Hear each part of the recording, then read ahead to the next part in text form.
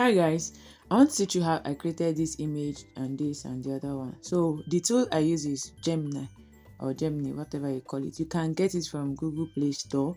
It is just Google AI. So if you open it, it's going to show like this if you've used it before. So I'm going to click on this plus button as highlighted on the video so that I'll be able to upload my image. So when I click on that plus button, it's going to open up like this for me to either snap from my camera or choose from my gallery or upload from my files or drive. So I'm going to choose gallery so that I can select one of the pictures I want to modify using Google AI, which is Gemini. So this is my gallery. Any image that I see that I want to use, I'll just click on that particular image, like this one that is here. So once I click on it, you can see where you can select this small circle. Just touch it. Once you select it, you'll be able to add that particular one that you have selected by clicking on this add here. So once it has opened up like this, it's uploading. You just put the prompt.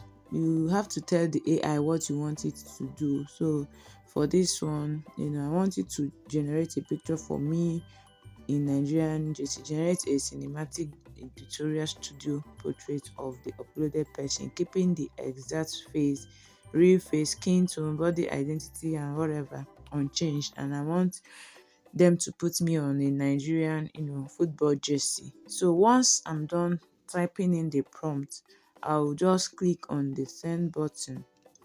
This is the send button here. So if you want to send a message or you want to send a WhatsApp message, this send button that is shown here.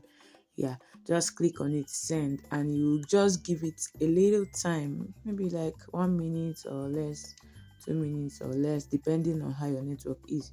So for it to load and generate the image for you.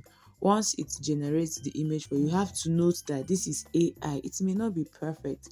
Some images are almost perfect, some are perfect, some have little blemishes, little stuffs that are not for you here and there. So this is the image generated. When you click on the image, just touch the image, you see this download button. Click on it so that you can be able to download it into your phone.